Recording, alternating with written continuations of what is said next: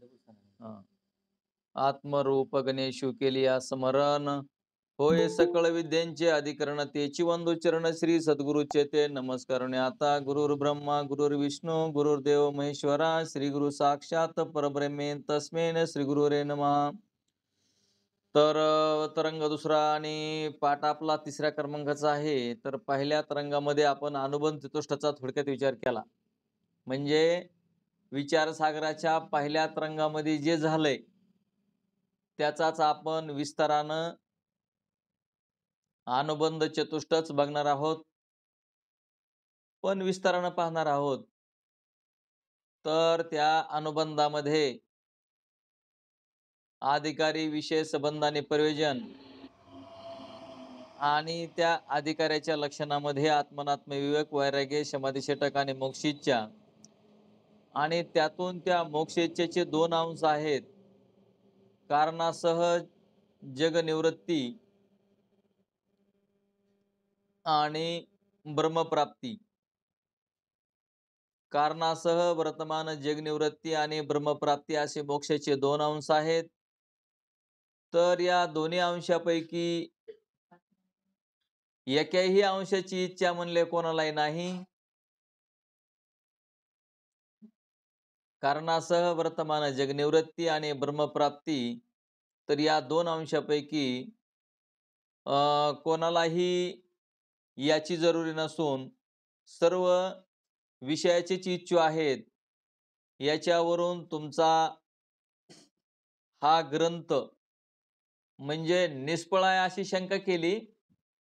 शंका आहे त्यांची की तुमच्या अशा पद्धतीचा आत्मनात्म विवेक वैराग्य समाधी षटक मोक्षेच्छा अशा पद्धतीचा अधिकारी मिळणं कठीण असल्यामुळं तुमच्या ग्रंथाचा आरंभच निष्फळ आहे, अशा व्यक्ती मिळणं शक्य नाही असं त्यांनी शंका केलेली आहे.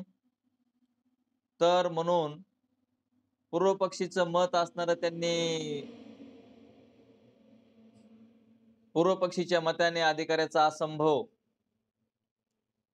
पूर्व पक्षाचं मत काय आहे, तर अधिकारीच मिळणं शक्य नाही. आणि अधिकारी जर मिळत नसेल तर मग तुमचा ग्रंथ आरंभ कोणासाठी? कारण सगळ्यांना विषयाचीच इच्छा आहेत. कारणासह वर्तमान जगनिवृत्ती आणि ब्रह्मप्राप्ती व्हावी अशी इच्छा कोणाची नसल्या कारणानं अशा पद्धतीचा अधिकारी म्हणजे आत्मनात्म विवेक वैराग्य समाधी षटक आणि मोक्ष इच्छा करणारा असा अधिकारी भेटत नसल्या कारणानं तुमच्या ग्रंथाचा आरंभ निष्फळ आहे अशी शंका घेऊन त्यांनी अधिकाऱ्याचा असंभव आहे असं पूर्वपक्षाचं मत आहे. तर आत्मसंबंधी जे स्थूल सूक्ष्म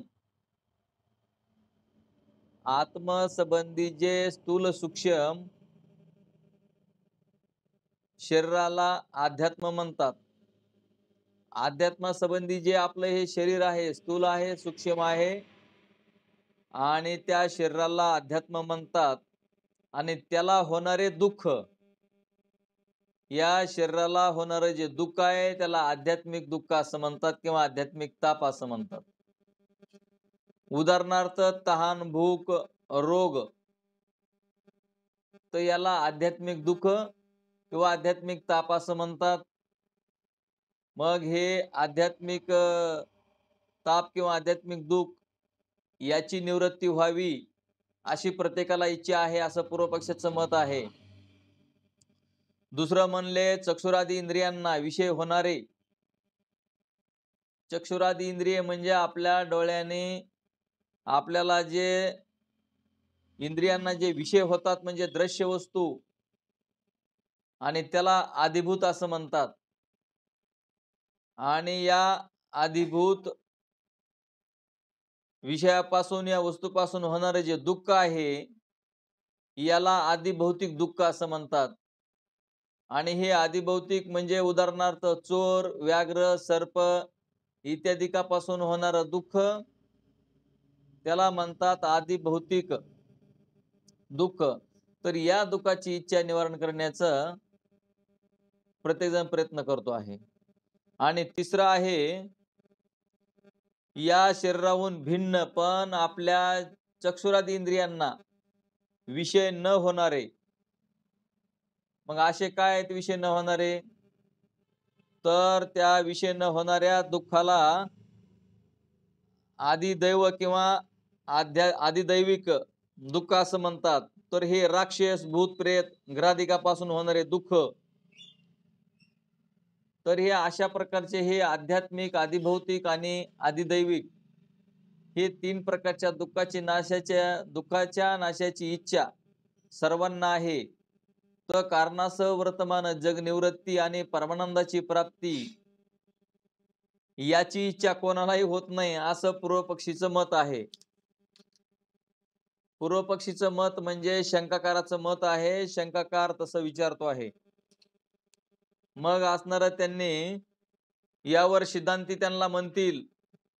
मग असं सिद्धांती त्यांना काय विचारतील म्हणले, की कारणासहित म्हणजे अविद्येच्या निवृत्तीशिवाय त्रिविध दुःखाचा नाश होणार नाही. मग ह्यांचं जे समजा हे शंकाकार पूर्व पक्षी आहे, त्या पूर्व पक्षाचं मत आहे, की या 3 तापाची जर निवृत्ती केली, तर मग तुमचं अविद्या म्हणजे कारणासह वर्तमान जगनिवृत्ती आणि ब्रह्मप्राप्तीची इच्छा कोणालाही नाही. त्याच्यावर असणारं म्हणले सिद्धांती म्हणतील, की कारणासहित म्हणजे अविद्येच्या निवृत्तीशिवाय त्रिविध दुःखाचा नाश होणार नाही. तर हे म्हणणे बरोबर नाही. सिद्धांती जरी तशी म्हणले त्रिविध दुःखाचा नाश करायचा असेल तरी व्यावहारिक उपायानं होत नाही. मग त्यांची जरी शंका असली तरी त्यांची शंका घेणं हे बरोबर नाही. अविद्या निवृत्ती न करताही म्हणजे शंकाकार म्हणते अविद्या निवृत्ती न करताही या 3 तापातून आम्हाला सुटका करून घेता येते आणि ती व्यावहारिक उपायाने याची सुटका होती. आणि सिद्धांती म्हणतात, की हे जरी तुमची तितक्यापुरती निवृत्ती व्यावहारिक उपायानं झाली, एकतर व्यावहारिक उपायानं सुद्धा निवृत्ती होत नाही आणि जरी झाली तरी पुन्हा ती परत असणार येऊ शकते. आता तुम्ही सांगा, आज आपली तहान भूक भागली, रोगाचं निवारण केलं, तर पुन्हा आपल्याला आजार होणार नाही का? पुन्हा सुद्धा आपल्याला आजार निर्माण होऊ शकतो. पुन्हा आपल्याला तहानभूक लागू शकते. म्हणजे व्यावहारिक उपायाने हे त्रिविध ताप आहे, त्या त्रिविध तापाची आपल्याला निवृत्ती करता येत नाही. मग त्यासाठी सिद्धांतांनी सांगितलेलं आहे, की कारणासह वर्तमान जगनिवृत्ती आणि परमानंदाची प्राप्ती म्हणजे ब्रह्मप्राप्ती. तर मग त्यांनी असं त्याचं सांगितलंय, की औषधापासून रोगाचे दुःख, भोजनापासून सुद्धा दुःख आणि शास्त्रापासून चोर, व्याघ्रादिकापासून तसेच मंत्रतंत्राने पिशाच्य दुःख नाहीसे करता येते. म्हणून अविद्येसह वर्तमान जगनिवृत्ती इच्छा कोणालाही नाही. हे असे पूर्व पक्षकार म्हणतात. तर त्याच्यामुळं पूर्व पक्षाचं जे म्हणणं आहे, तर तेच सिद्धांत आपल्याला सांगत आहेत, की बाबा अधिकाऱ्याचा संभवच नाही. असं कोणालाच वाटत नाही, की कारणासह वर्तमान जगनिवृत्ती आणि ब्रह्मप्राप्ती असावी असं वाटत नाही. असं पूर्व पक्षाचं मत जरी असलं, तरी सुद्धा सिद्धांती म्हणतात, की अधिकाऱ्याचा संभव आहे. अधिकारी असू शकतात किंवा अधिकारी बनू शकतात. मग तुम्ही म्हणता कोण अधिकारी आहे? तर ज्याचे मल आणि विक्षेप गेलेले आहेत आणि जो आवरण निवारणार्थ जो सद्गुरूला शरण गेलेला आहे आणि त्याला अधिकारी असं म्हटलेलं आहे. त्यालाच मुमुक्षु असं म्हणतात. त्याला जिज्ञासू असं म्हणतात. आणि म्हणून सिद्धांत मताने सिद्धांती म्हणतात, की व्यावहारिक उपायाने दुःखाचा नाश होत नसून अविद्येच्या निवृत्तीनेच दुःखाचा नाश होतो. अविद्येची निवृत्ती जर नाही झाली तर दुःखांचा नाश होत नाही. व्यावहारिक उपायाने दुःखाचा नाश होतो म्हणजे असे म्हणणे म्हणजे चुकीचे आहे. व्यावहारिक उपायाने दुःख नाश होईल असे नाही. तसेच झाले तरी पुन्हा दुःख येईल. म्हणून कारणासहित वर्तमान जगनिवृत्ती आणि त्याशिवाय दुःख निवृत्ती होणार नाही. म्हणजे आपलं अज्ञान घालवल्याशिवाय दुःखाची निवृत्ती होत नाही असं सिद्धांती सांगतात. छांदोग्य उपनिषदामध्ये नारदाची कथा आलेली आहे. नारद मुनींना 4 वेद, 6 शास्त्र, 18 पुराण, 16 कला, 64 विद्या सर्व प्रकारचं प्राप्त असून सुद्धा त्यांच्या शोकाची निवृत्ती झाली नाही किंवा त्यांचा शोक दूर झाला नाही, तर मग त्यांनी ज्यावेळेस सद्गुरू केले आणि सद्गुरूने तुम्हीच ब्रह्मस्वरूप आहेत असा ज्यावेळेस उपदेश केला आणि त्यावेळेस त्यांच्या शोकाची निवृत्ती झाली. म्हणून असणारा ज्ञानेश्वरीमध्ये सुद्धा ज्ञानेश्वर माऊली म्हणतात, पै व्याकरणी चोकडा तर्के अति गाडा, परी एक आत्मज्ञानी पुढा जातंदू जो. यासाठी उपादान कारणाची निवृत्ती झाल्याशिवाय कार्याची आत्यंतिक निवृत्ती होत नाही. उपादान कारणाची निवृत्ती झाल्याशिवाय कार्याची आत्यंतिक निवृत्ती होत नाही. म्हणून दुःखाचे कारण आहे उपादान कारण आत्मस्वरूपाचे अज्ञान. आपल्याला दुःख का होतंय त्याचं कारण आहे आत्मस्वरूपाचं अज्ञान. मग आत्मस्वरूपाचं अज्ञान घालवल्याशिवाय आपल्याला आत्यंतिक दुःखाची निवृत्ती होणार नाही. म्हणून उदाहरणार्थ मग आता आपण घटाचं जर घेतलं, घट म्हणजे गाडगं, घट म्हणजे गाडगं आपण असं घेऊ, तर घटाचं उपादान कारण काय आहे? तर घटाचं उपादान कारण आहे माती. जोपर्यंत ही मातीच नष्ट होणार नाही तोपर्यंत कार्याची आत्यंतिक निवृत्ती होणार नाही. म्हणजे मातीपासून गाडगं, गाडग्यापासून माती, मातीपासून गाडगं ही अशी प्रक्रिया आहे. तर हा दृष्टांत झाला, दृष्टांत अपुरा पडत असतो. तसं आत्मस्वरूपाच्या अज्ञानामुळं आपल्याला आत्यंतिक दुःखाची निवृत्ती होत नाही. आत्मस्वरूपाच्या ज्ञान नसेल तर, आत्मस्वरूपाचं ज्ञान नसेल तर आपल्याला आत्यंतिक दुःखाची निवृत्ती होत नाही. म्हणून आत्मस्वरूपाचं जे अज्ञान आहे आत्मस्वरूपाबद्दलचं, तर ते अज्ञान आपण घालून आत्यंतिक दुःखाची निवृत्ती होते. त्याच्यासाठी आपण आत्मज्ञान. मग आता आत्मज्ञान तरी काय आहे? तर आत्मज्ञान हे पूर्वीचंच आहे, मूळचंच आहे आणि वेदांताचा सिद्धांत आहे. म्हणजे प्रत्येक वेद, प्रत्येक साधू संत सर्वांनी असणारं ते सांगितलेलं आहे की भगवान परमात्माच एक भगवान परमात्मा आहे आणि त्याच्या अज्ञानाची निवृत्ती जर केली, म्हणजे आत्मस्वरूपाबद्दल जे अज्ञान आहे ते जर आपण घालवलं, तर आपल्या आत्यंतिक दुःखाची निवृत्ती होऊन आपण त्या स्वरूपामध्ये राहू शकतो. म्हणून म्हणले व्यावहारिक उपायाने समूळ दुःखाची निवृत्ती होत नसून दुःखाचे कारण आत्मस्वरूपाचे अज्ञान घालून म्हणजे अविद्येसह जगनिवृत्ती होते. यासाठीच अधिकारीच लागत असतो आणि त्यासाठीच अधिकारी असतील तेच मुक्त होतील. म्हणून अधिकारी संभवनीय आहे. किंवा अधिकारी तुम्हाला कोणाला म्हणायचं ते आताच सांगितलं आपण. कारण अधिकारी म्हणलं की ज्याचे मलविक्षेप गेलेले असून आवरण दोष निवारणार्थ सद्गुरूला शरण जातो आणि त्या सद्गुरूला शरण गेल्याच्या नंतर मग आपला आवरण दोष निवृत्त होतो. म्हणजेच आपलं अज्ञान जातं आणि आत्मस्वरूपाच्या बद्दलचं जे अज्ञान आहे ते अज्ञान गेल्याच्या नंतर आपल्याला आत्मस्वरूपाचं ज्ञान होऊन आत्यंतिक दुःखाची निवृत्ती होते. म्हणून म्हणले दुसरा अंश आहे ब्रह्मप्राप्ती. दुसरा अंश काय आहे? ब्रह्मप्राप्ती आहे. तर ब्रह्मप्राप्ती म्हणले ज्याला ब्रह्मप्राप्ती झालेली आहे. आता शंकाकार कसे प्रश्न करतात बार बार शंका करून, तर सिद्धांती पूर्व पक्षी म्हणलं की शंकाकार आणि सिद्धांती म्हणलं की उत्तर देणारे. तर ब्रह्मप्राप्तीची इच्छा येतंय का ध्यानात?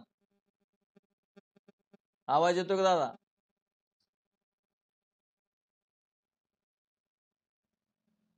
येतोय का? आवाज येतोय ना? हा. तर दुसरा अंश म्हणजे ब्रह्मप्राप्ती, त्याची इच्छा कोणालाही होत नाही म्हणतात. शंकाकार असे बोलतात की त्याची इच्छा पण कोणाला होत नाही. का होत नाही म्हणतात? तर ब्रह्मप्राप्तीची इच्छा कोणालाही होणे शक्य नाही. आता ज्याला ब्रह्मप्राप्ती झाली त्याला काय इच्छा होणार म्हणतात? आणि ज्याला ब्रह्मप्राप्ती झालेली नाही तर त्याला ब्रह्म म्हणजे काय हेच माहित नाही. इच्छा होण्यासाठी त्या ब्रह्माचं ज्ञान असावं लागतं म्हणतात ते शंकाकार. आणि मग ते तुम्हाला ब्रह्माचं ज्ञान नाही किंवा ब्रह्म म्हणजे काय माहित नाही, तर त्याला बी इच्छा होणं संभवनीय नाही. आणि ज्याला ब्रह्मप्राप्ती झाली त्याला बी इच्छा होणं संभवनीय नाही. आणि म्हणून म्हणून असणारी ही ब्रह्मप्राप्तीचा जो दुसरा अंश आहे, त्याची बी इच्छा कोणालाही होत नाही, असं शंकाकाराचं मत आहे. म्हणून ब्रह्मप्राप्तीची इच्छा होऊ शकते किंवा संभवनीय आहे. आता ब्रह्मप्राप्तीची इच्छा होते किंवा संभवनीय आहे, कशावरून? तर प्रत्येकाला ब्रह्मप्राप्तीची इच्छा कोणालाही नाही, हे पूर्वपक्षीचे म्हणणे ते बरोबर नाही. कारण तुकाराम महाराज सुद्धा म्हणतात, सुखरूप ऐसा तुझा कोणी सांगा, माझ्या पांडुरंगा सारिका जो. तर आपण असणार देव म्हणजे नेमकं कशाला म्हणायलो, तर तीच सरा घोटाळा झालेला आहे. तर तुकाराम महाराजांच्या प्रमाणेच सुख म्हणजे ब्रह्म आहे. सुखालाच परमात्मा असा शब्द आहे. कारण देवाशिवाय दुसरं कोणीही सुखी असू शकत नाही, असं हे प्रमाण सांगतंय. सुख म्हणजे ब्रह्म, मग सुखाचा अनुभव नाही का? आता आपल्याला थोडंफार का होईना प्रत्येकाला सुख मिळतं की नाही? मग ते जे सुख आहे आणि त्या सुखालाच परब्रह्म असा शब्द वापरलेला आहे, देव असा शब्द वापरलेला आहे. देव, परमात्मा, आत्मा, ब्रह्म, चैतन्य आणि तेच सुखरूप आहे आणि तेच आपलं स्वरूप आहे. तर म्हणून संकल्प विकल्प रहित जे सुख आहे तेच ब्रह्मसुख आहे. आणि सुख आहे आपल्या जवळ आणि सुख आपण बाहेर पाहतो किंवा बाहेरून सुख मिळवण्याचा प्रयत्न करतो. बाहेरून सुख असतं तर ते विषयाचं सुख आहे. तर विषयाचं सुखापेक्षाही भगवान परमात्माचं नित्य सुख आहे आणि नित्य सुखालाच परमात्मा स्वरूप असं म्हणतात. त्यालाच देव असं म्हटलेलं आहे आणि तेच आपलं स्वरूप आहे. म्हणून विषय रहित तर संकल्प विकल्प रहित जे सुख तेच ब्रह्मसुख. विषय रहित असतानाचा जो आनंद तोच परमात्मा. आनंद अनुग्रहाचे चिंतन करून मिळाला जो आनंद असतो तोच आत्मानंद. आता आपण अनुग्रह घेतला, चिंतन करायला होत आणि मग आपला आनंद होतो की नाही? तर त्यावेळेस आपले इंद्रिय कुठलेच कार्य करत नाहीत. डोळे बंद असतात, कान बंद झालेले असतात. त्या चिंतनामध्ये ज्यांनी 1 घंटा चिंतन केलं असेल त्यांना अनुभव आहे. अनुग्रहाचं चिंतन 1 घंटा केल्याच्या नंतर कुठल्याही प्रकारचं ऐकावंसं वाटत नाही. बाहेरले विषय पूर्णपणे स्टॉप केलेले असतात, बंद झालेले असतात विषय. आणि तो जो आनंद आहे तर तोच आनंद परमात्म्याचा आहे आणि तोच आनंद आपण मिळवण्यासाठी एवढी खटपट आहे. तर आणि त्याचाच अनुभव घ्यावा वाटतो आणि मग आपल्याला त्याचा अनुभव घ्यावा वाटतो की नाही? ज्यांनी चिंतन केलंय त्यांना चिंतन करावंसं वाटतं. याचाच अर्थ ब्रह्मसुखाची इच्छा आहे की नाही? मग ब्रह्मसुखाची इच्छा ज्या गोष्टीचा आपण आनंद घेतो, विषयातला जरी आनंद असला तरी तो विषय पुन्हा बार बार असा वाटतो की नाही? सकाळी जेवण केलं तर दुपारी असं वाटतं, दुपारी जेवण केलं तर संध्याकाळी असावंसं वाटतं. मग आपल्याला थोडंफार का होईना विषयाच्या माध्यमातून जरी सुख मिळत असलं तरी ते ब्रह्मसुखच आहे म्हणले. परंतु निर्विकल्प आता विषय शब्द पाठीमागे जर लागला तर ते ब्रह्मसुख नसून पण परमात्म्याशिवाय कुठल्याही प्रकारच्या सुखाची अनुभूती येत नाही. म्हणून आपण निर्विकल्प अनुभव घेण्यासाठी अनुग्रहाचं चिंतन करून जे वेळेस आनंद घेतो ते आनंद म्हणजे संकल्प विकल्प रहित असताना जो आनंद तो परब्रह्माचा म्हणजे सुख म्हणजे देव आहे आणि सुखाचा अनुभव सर्वांना आहे. आणि म्हणून अधिकाऱ्याचा संभव आहे. प्रत्येकाला वाटतं की मी नित्य सुखी असावा. आता त्यांनी एक उदाहरण बी दिलेलं आहे की एखाद्याला टीव्ही लावून दिली टीव्ही किंवा मोबाईल आपल्या समोर आहे. तर मग त्याने रात्रभर मोबाईल बघायला पाहिजे किंवा टीव्ही रात्रभर पाहायला पाहिजे. पण तसं काय कोणी करत नाही. नाही म्हणे आता मला थोडी झोप घेऊ द्या. आता म्हणे विषयामध्ये जर आनंद असता तर मग तो टीव्ही हा विषय सोडला नसता किंवा मोबाईल हा ठेवला नसता आणि झोप घेतली नसती. म्हणजे मी नित्य सुखामध्ये असावं. मी नित्य सुखामध्ये असावं असं प्रत्येकाला वाटतं. आणि नित्य सुख हे परमात्म्याजवळ आहे आणि परमात्माच असणारा सुखी आहे आणि असं जे परमात्म्याचं सुख आहे ते आपल्या जवळ आहे. म्हणून ब्रह्मप्राप्तीची इच्छा होणं सुद्धा संभवनीय आहे.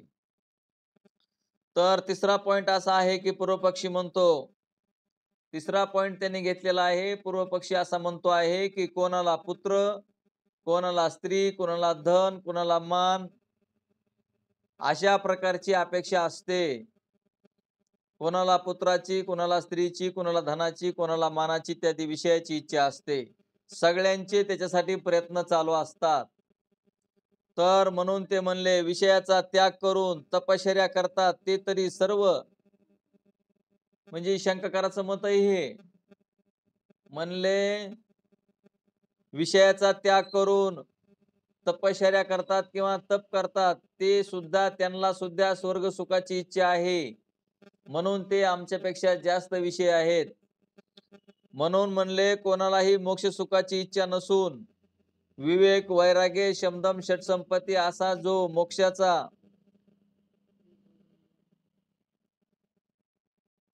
मोक्षासाठी जो प्रयत्न करतोय असा जिज्ञासू किंवा अधिकारी असा मिळणं कठीण आहे म्हणतात.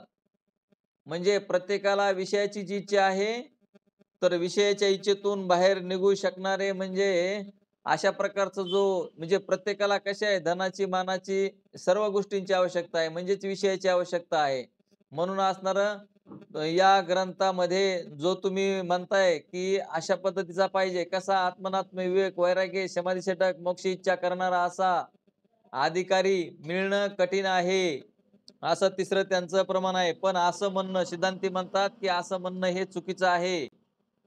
म्हणून त्यांनी सांगितलं सिद्धांती म्हणतात पूर्वपक्षाचे म्हणणे बरोबर नाही. कारण सर्व जीवांना केवळ सुखाचीच इच्छा असते आणि ते विषयापासून पाहिजे असा आग्रह नसतो. म्हणजे प्रत्येकाला सुख पाहिजे पण ते विषयापासूनच मिळल याच्या करता अशी कोणाची इच्छा नसते. प्रत्येकाला वाटतं की मी फक्त नित्य सुखी असावं, आनंदी असावं, आनंद असावा असं वाटतो. पण आपण काय केलेलं आहे विषय सुख जे आहे किंवा आपण जे आपल्या संसारामध्ये धन मान आपल्याला सर्व ज्या गोष्टी पाहिजे आहे त्या गोष्टी नसतील तर आपल्याला दुःख होतं. तर आपण आपलं सुख आहे परमात्म्यापाशी, परमात्मा आहे आपल्या जवळ आणि सुख पाहतो आपण बाहेर. तर सुख आपण बाहेर किती जरी पाहिलं तरी ते सुख बाहेर नसून ते सुख आतमध्ये आहे आणि ते सुख आहे तुमचा आत्मा आणि आत्माच आनंदरूप आहे. आत्मा आनंदरूप असून तो ब्रह्मस्वरूप आहे. म्हणजेच आत्मा सच्चिदानंद आत्मा आस्ती भाती प्रिय रूपानं ब्रह्मस्वरूप आहे. मग आपलं सुख आपलं कशामध्ये आहे आपण ते सोडून देऊन सुख आपण बाहेर विषयामध्ये पाहतो तर विषयामध्ये सुख नसून सर्व सुखी असा कोण आहे विचारी मना तुची शोधून पाहे असं रामदास महाराज सुद्धा म्हणतात की कोण आहे सुखी. प्रत्येकाला काही ना काहीतरी दुःख असतं आणि ते दुःख का होतं तर ते मी आणि माझं असं आपल्याला झालं असल्यामुळं मी आणि माझे ही आठवण विसरले जयाचे अंतकरण हे जे माऊली ज्ञानोबरायांची ओवी आहे. तर आपण मी असं जे शरीर आहे ते आपल्याला सत्य वाटतं आणि माझ्याबद्दलचे म्हणजे माझ्याबद्दलचं जेवढं असेल तेवढं आपल्याला सत्य वाटतं आणि ते सत्य वाटल्यामुळं आपल्याला दुःख होतं. म्हणून एखाद्याला विषय दिले तरी तो म्हणतो मला आराम करू द्या, आहे की नाही. त्याच्या पुढं जर सर्व विषय जरी दिले तरी विषय दिल्याच्या नंतर सुद्धा जर विषयामध्ये आनंद आहे तर मग तो विषयात राहायला पाहिजे. पण तसं कोणी म्हणत नाही. तो म्हणतो मला आराम करू द्या, मला झोप घेऊ द्या. मग आता ह्याला आराम पाहिजे, झोप पाहिजे तर सुख विषयामध्ये आहे का? आणि विषयामध्ये जर सुख असतं तर मला विषय सोडून आता मोबाईल सोडून मला झोप घेऊ द्या असं म्हणलं असतं का? टीव्ही पाहत आहे तर टीव्ही बंद करून मला आराम करू द्या असं म्हटलं असतं का? जर टीव्ही म्हणजे विषय आहे, मोबाईल म्हणजे विषय आहे आणि ते विषय सोडून देऊन मला आराम करू द्या, मला झोप घेऊ द्या असं मनुष्य म्हणतो. याच्यावरून त्या टीव्ही मध्ये सुख नाही, व्यवहाराचं साधन आहे, मोबाईल व्यवहाराचं साधन आहे, व्यवहार करण्यासाठी या साधनाची गरज आहे. पण सुख हे आत्म्याजवळच सुख आहे. म्हणजे सुख तुमच्या आतमध्ये असताना आपण सुख बाहेर पाहतोय. म्हणून विषयात आनंद नसून परमात्माच आनंदरूप आहे. म्हणून सर्वांना नित्य सुखच असावे वाटते आणि परमात्माच नित्य आनंदरूप आहे. म्हणून मोक्षाची इच्छा करणाऱ्यालाच मुमुक्षू म्हणतात. मोक्षाची इच्छा करणाऱ्यालाच काय म्हणतात? मुमुक्षू म्हणतात. आणि मुमुक्षूच अधिकारी आहे असे सिद्ध होते. मुमुक्षू म्हणजे जिज्ञासू. कारण मुमुक्षूच असणारा काय करतोय की आपल्याला इच्छा सकल दुःखाची निवृत्ती आणि परमानंदाची प्राप्ती व्हावी असं फक्त अधिकाऱ्याला वाटतं. आणि अधिकारीच असणारा तो परमात्म सुखाचा अनुभव घेऊ शकतो. मग जगात कोणीच मुमुक्षू नाही, नाही का? मग असणारा प्रत्येकाला जर सुखाची इच्छा होती तर म्हणले सकळ दुःख निवृत्ती परमानंद प्राप्तीची इच्छा आहे. म्हणूनच आता कुणाला असं वाटतं की मला सुख नसावं आणि सगळे सुखासाठी धडपड करतात. म्हणून असं म्हणले सिद्धांती म्हणतात की मी म्हणतो की सर्वच मुमुक्षु आहेत. कारण सर्वांना सुखाची इच्छा आहे आणि ती ही नित्य सुखाची इच्छा आहे. कोणाला वाटतं? आता आपल्याला बघा, संसारामध्ये थोडं जर दुःख झालं, थोडं जरी दुःख झालं काही कारणामुळं, तर आपण आनंदी राहत नाहीत, आपल्याला दुःख होतंय. आणि ज्यावेळेस सुखी असतो, आता आपण सततच सुखी असतो, पण त्या सुखाची किंमत आपल्याला कळत नाही. ज्यावेळेस आपल्या समोर काहीतरी दुःख निर्माण होतं, त्यावेळेस मग ते दुःख काय प्रमाण आहे महाराज?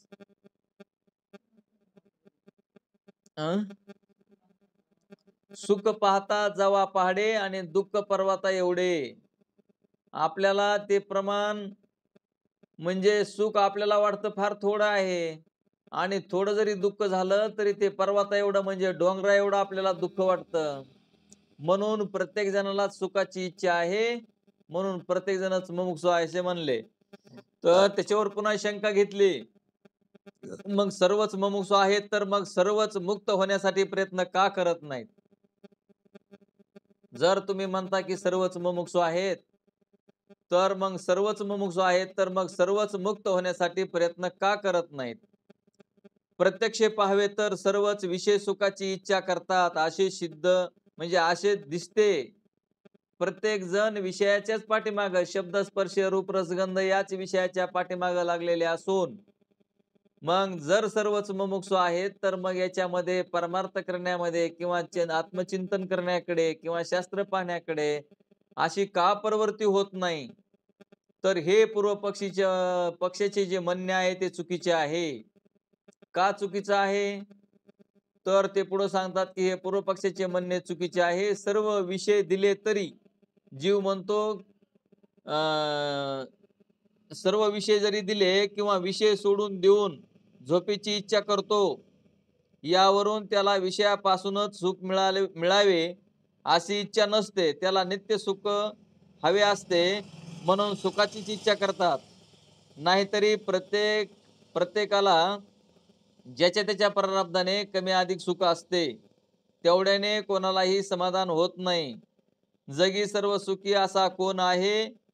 विचारी मना तुझी शोधून उपाय. रामदास महाराजांनी जे म्हणले त्याप्रमाणेच. म्हणून सर्वांनाच असणाऱ्या आत्मसुखाची म्हणजे नित्य सुखाची जरुरी आहे आणि प्रत्येक जणच त्या सुखासाठीच धडपड आहे. पण आपल्याला सुख कशामध्ये आहे ते आपल्या ध्यानामध्ये येत नाही आणि म्हणून आपण सुखी होत नाहीत. सुख असणारं हे सुख कधी कुठंच गेलेलं नाही. आपण आत्मस्वरूप आपल्यामध्ये असून आपण आपलं त्याच्याकडे लक्ष नाही. मग असणारं याच्यासाठी त्यांनी जे आपल्याला शास्त्र सांगतंय त्याच्याकडे आपण लक्ष दिलं पाहिजे. म्हणजे प्रथम नामचिंतन केलं पाहिजे. अनुग्रहाचं जे आपल्याला महावाक्य मिळालं त्या महावाक्याचं नामचिंतन केलं पाहिजे तर आपल्याला सुख मिळायला सुरुवात होईल. आणि मग महावाक्याचं श्रवण केल्यावर आपल्याला जी संशय येतात किंवा शंका निर्माण होतात म्हणजेच असंभावना आणि विपरीत भावना होतात त्या आपण दूर करायला हव्यात. आणि ते जर दूर केलं तर मग असणारा आपल्याला सुख असणारं लांब नाही. म्हणून याच्यामध्ये वेदांत वाक्यामध्ये दोन प्रकारचे वाक्य सांगितलेले आहेत. एक महावाक्य, वेदांत वाक्याचा कानाशी संबंध रूप, त्याला महावाक्य असं म्हणतात. आणि दुसरं आहे वेदांत वाक्य विचार रूप. आता वेदांत वाक्य विचार रूप आणि महावाक्य म्हणजे सद्गुरूनं कानाशी केलेला संबंध. सद्गुरूनं आपल्या कानामध्ये आपल्याला सांगितलं की तुम्हीच ब्रह्मस्वरूप आहात, तुमचाच आत्मा ब्रह्मरूप आहे. आता हे जे कानामध्ये दिला जातो तो अनुग्रह असतो. आणि वेदांत वाक्य विचार रूप म्हणजे श्रवण मनन निध्यासन तत्व पदार्थ शोधन. वेदांत वाक्य विचार रूप. तर वेदांत वाक्य विचार रूप याची आवश्यकता कोणाला आहे ते सांगतात की ज्यांनी सद्गुरूकडून अनुग्रह घेतलेला आहे, ज्यांनी सद्गुरूकडून नाम घेतलेला आहे, पण आमची शंका जात नाही, आम्हाला आमचे संशय निवृत्त होत नाहीत. ज्यांना शंका घालवायच्या असतील, ज्यांना असंभावना आणि विपरीत भावना घालवायच्या असतील, त्यांनी श्रवण मनन निधिध्यासन तत्व पदार्थ शोधन करूनच आपल्या शंका जात असतात. मग प्रमाण असंभावना कशाने निवृत्त होते म्हणतात? तर प्रमाण असंभावना ही श्रवणाने निवृत्त होते, श्रवणाने. आणि प्रमेय असंभावना ही मननाने निवृत्त होते. आणि जी विपरीत भावना आहे ती विपरीत भावना म्हणजे देहच मी आहे ही विपरीत भावना आहे. आणि विपरीत भावना ही निधिध्यासनाने निवृत्त होते. म्हणून हे श्रवण मनन निधिध्यासन तत्व पदार्थ शोधन हे अधिकाऱ्यानं असणारं काय केलं पाहिजे, तर ह्या आपल्या असंभावना आणि विपरीत भावना घालवल्या पाहिजेत. कारण पहिल्या तरंगामध्ये जे वर्णन आहे तेच दुसऱ्या तरंगामध्ये आहे आणि त्याचंच विस्तारानं वर्णन आहे. तुम्ही म्हणता महाराज हे अगोदरच्याच पाठामध्ये झालं आणि गेलेल्या पाठातलंच तुम्ही आता आम्हाला सांगताय. तर तिथंच असणारं पूर्व पक्षाने शंका केलेल्या आहेत आणि शंकेचं उत्तर आहे तिथंच दिलेलं आहे. अनुबंध चतुष्टाचं आणि अधिकाऱ्याचंच वर्णन चाललेलं आहे. तेच विस्तारानं दुसऱ्या दुसऱ्या तरंगामध्ये आहे आणि तेच आपण पाहत आहोत. तर म्हणून म्हणले, तर ह्या प्रमाण असंभावना, प्रमेय असंभावना आणि विपरीत भावना ह्या आपण श्रवण मनन निध्यासन करून आपण घालवल्या पाहिजेत. म्हणून ज्युब्राय मॅकेन्यान प्रतिपादन करणारा हा ग्रंथ मोक्षाचे साधन आहे. या ग्रंथाच्या श्रवणाने मुमुक्षुला आत्मज्ञान होईल यात मुळीच संशय घेण्याचे कारण नाही. तर आपण कुठल्याही प्रकारची शंका न घेता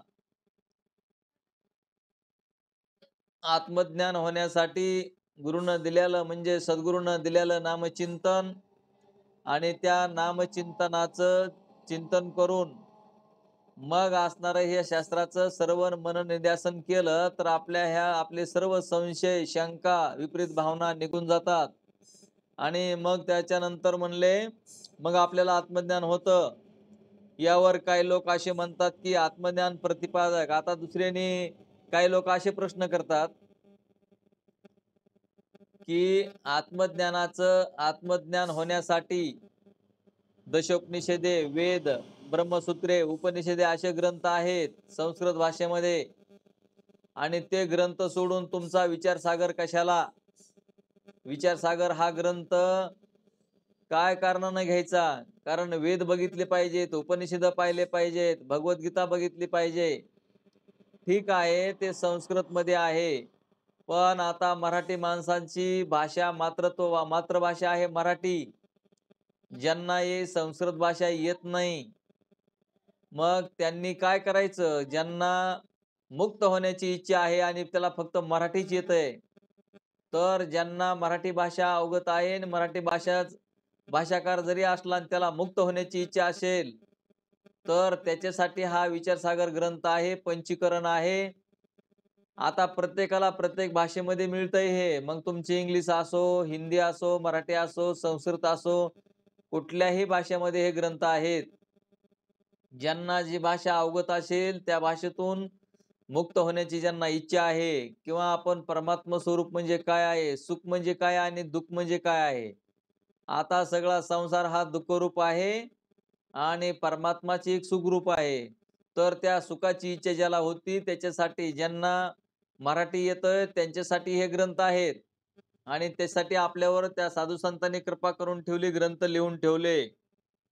म्हणून असणारे याच्यावर शंका घेण्याचं काही कारण नाही, की आपण वेद वाचले पाहिजे, दशोपनिषदेन, ब्रह्मसूत्रे या असं जर बघितलं तरच मुक्त होऊ, नये तर मुक्त होणार नाहीत असं काही नाही. ज्यांना मुक्त होण्याची इच्छा आहे ते हे ग्रंथ पाहून सुद्धा मुक्त होऊ शकतात.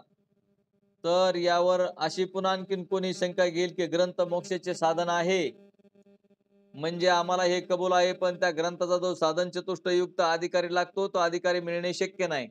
तरी सुद्धा बार बार तेच प्रश्न विचारतेत, तीच शंका करतेत, की याच्याकडे कोणी वळतच नाही बाबा, याची कोणाला आवश्यकताच वाटत नाही. तर ही शंका घेणाऱ्याला आम्ही असे विचारतो, की साधन चतुष्टयुक्त अधिकारी जगात कोणीच नाही का पुष्कळ नाहीत? का थोडे आहेत?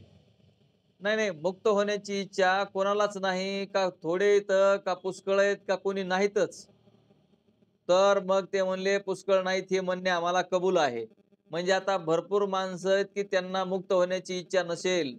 पण त्यातमधले काही असतील ना, जिज्ञासू, ज्यांना की ज्यांचा मलविक्षेप गेलेला आहे, का सगळ्यांकडेच मलविक्षेप आहे?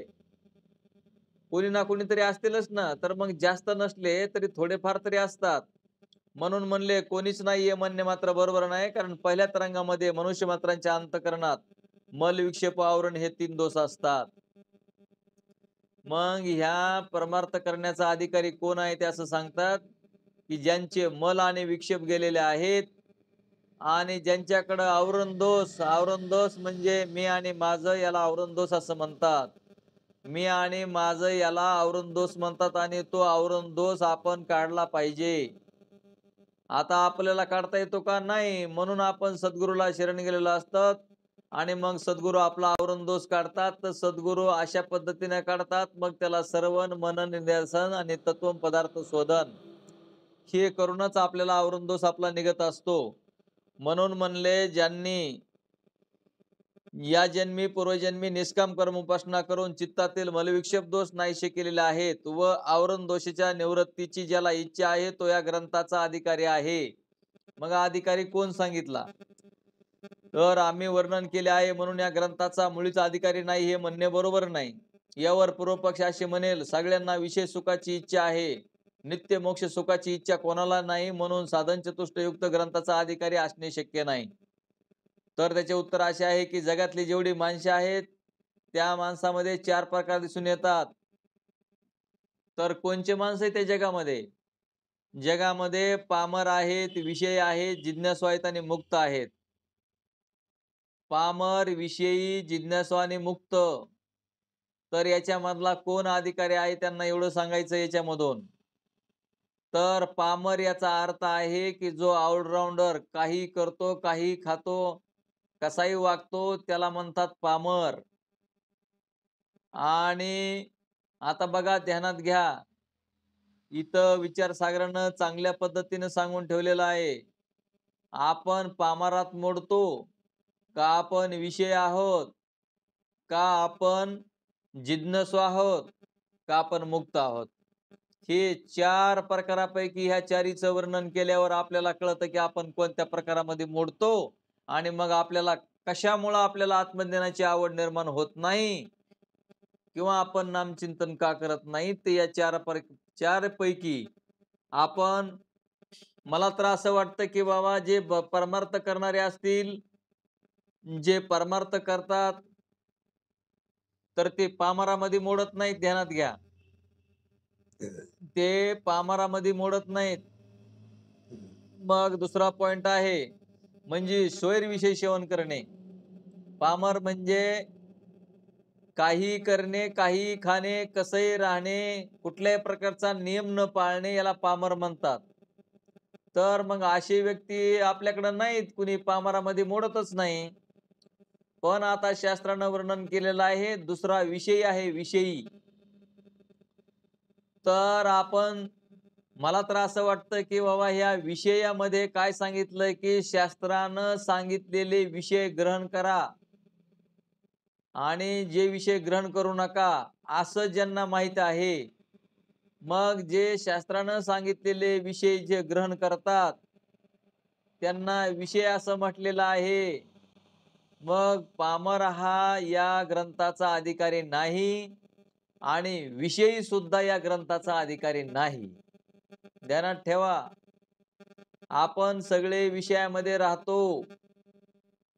शास्त्रानं सांगितलेले, ग्रहण करायला सांगितलेले विषय आपण ग्रहण करतो, तरी सुद्धा विषयी मनुष्य सुद्धा या परमार्थाचा अधिकारी होत नाही असं विचारसागर सांगतं. मग तिसरा आहे, चौथा सांगतो अगोदर, मुक्त. आता जे मुक्त झालेला आहे त्याला तरी काय जरुरी आहे? मुक्त झालेला मनुष्याला कुठल्याही प्रकारची कशाची जरूर नसते, तो मुक्त झालेला असतो. मग हा अधिकारी जो आहे तो आहे जिज्ञासू. जिज्ञासूलाच फक्त ज्याचे मल आणि विक्षेप गेलेले असून ज्याला आवरण दोष निवारणार्थ जो सद्गुरूला शरण जातो आणि तोच अधिकारी आहे, जो जिज्ञासू आहे. म्हणजे सर्व विषयांचा त्याग करून, सर्व विषय दूर बाजूला सारून जो आत्मनात्म विवेक, त्या परमात्म स्वरूप आपल्याला आलेल्या शंका निवारण करण्यासाठी, असंभावना विपरीत भावना ह्या घालवण्यासाठी सद्गुरूला शरण जाऊन त्या शंकेचं निरसन करून सच्चिदानंद आत्मा ब्रह्मरूप आहे म्हणजे आवरण दोष निवारणार्थ सद्गुरूला शरण गेलेला आणि तो या परमात्माचा अधिकारी आहे. म्हणजे इथे अधिकारी कोण आहे? तर मुमुक्षु, जिज्ञासू. मग कोणीच नाही असं कसं म्हणता येईल? असं ते म्हणतात की बाबा जिज्ञासू का होईना पण आहेत ना या परमार्थाचे अधिकारी. म्हणून या ग्रंथाचा अधिकारी जिज्ञासू हा आहे. तर इथपर्यंत आपण पॉइंट घेतला होता. पुढं कुठं आलं हे? तर मग आता आपल्याला कळाला की अधिकारी कोण आहे परमार्थाचा? तो जिज्ञासू असणारा हा अधिकारी आहे. म्हणून ते म्हणले की आता आपण ध्यानात घ्यायचं की दुजे जव जव घडे तव तव संसार भय जोडे, हे देव आपुल्याने तोंडे बोलती वेद. तात्पर्य असं आहे की जीव परमात्म्याचे भेद ज्ञान हे सर्व दुःखाचे कारण आहे. दुःखाचं नेमकं काय कारण आहे? आपण जीव वेगळा म्हणतो आणि देव वेगळा म्हणतो. कारण जीवाची लक्षणं वेगळे आहेत आणि देवाची लक्षणं वेगळे आहेत. याच्यावरून आपण जीवामध्ये आणि देवामध्ये भेद करतो आणि हे भेदाभेद भ्रम अमंगळ असं शास्त्रही सांगतं किंवा प्रमाण आहे साधू संतांचे. मग जीव वेगळा आणि देव वेगळा, जीव वेगळा आणि देव वेगळा असं आपण करतो किंवा भेद करतो आणि त्याच्यामुळं आपलं जन्ममरण चुकत नाही. आपण जीव नसून आपला लक्ष्यार्थ कुटस्थ आहे आणि ईश्वराचा तत्चा लक्ष्यार्थ ईश्वर आहे आणि त्याचं तत्चा वाच्यार्थ ईश्वर आहे आणि लक्ष्यार्थ ब्रह्म आहे. तर म्हणून आपला आत्मा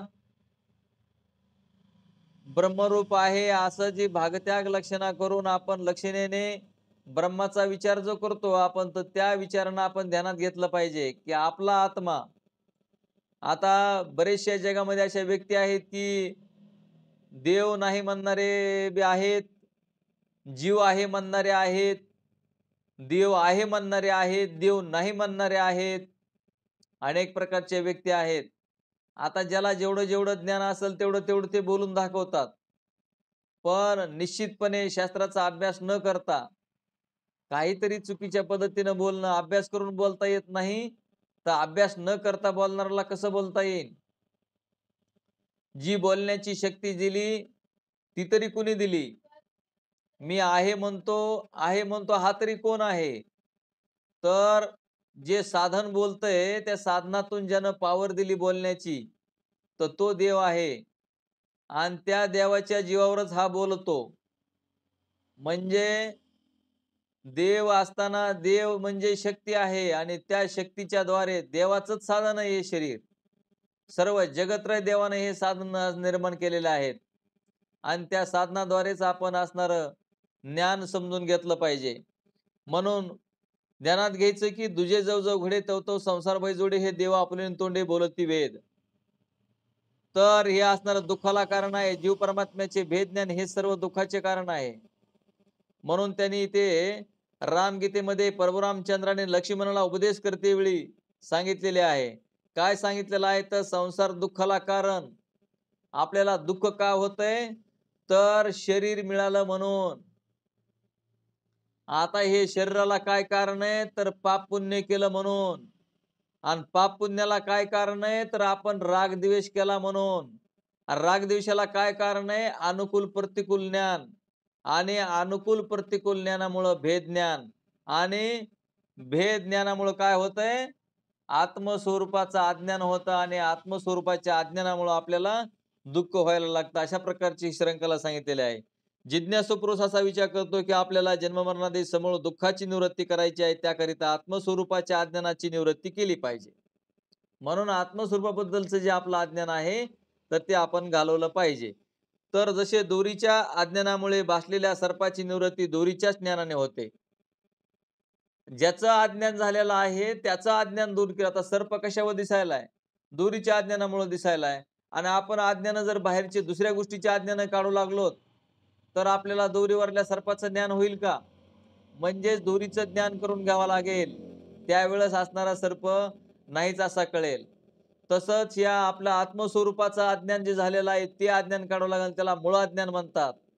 आपण तूळ अज्ञान किती जरी काढले आणि मूळ अज्ञान जर नाही काढलं, तर मग आपल्याला आत्मस्वरूपाचं ज्ञान कसं होईल? म्हणून दुसऱ्या गोष्टीच्या ज्ञानानं दुसऱ्या गोष्टी त्या त्या गोष्टीची निवृत्ती होत नाही. म्हणून त्यांनी सांगितलेलं आहे. म्हणून माऊली ज्ञानोबराय म्हणतात, की पै व्याकरणी चोकडा तर्के अति गाडा, परी एक आत्मज्ञानी पुढा जातं दुजो. की मग आपल्याला काय करावं लागल? तर याचा अभिप्राय असा आहे, की एखादा सर्वशास्त्र निपुण आहे, पण आत्मज्ञान नसेल तर ते सर्व व्यर्थ आहे. म्हणून आत्मज्ञान प्राप्तीकरिता जो विवेक वैराग्य युक्त होऊन प्रयत्न करतोय तो ग्रंथाचा अधिकारी आहे. सकल दुःख निवृत्ती आणि परमानंद प्राप्तिरूप जो मोक्ष, त्या मोक्षाचा अधिकारी फक्त एक जिज्ञासूच आहे. पामर विषयी हे अधिकारी नाहीत, तसेच मुक्त पुरुषही अधिकारी नाहीत. कदाचित मुक्त पुरुष कौतुकाने श्रवणमननादी करील.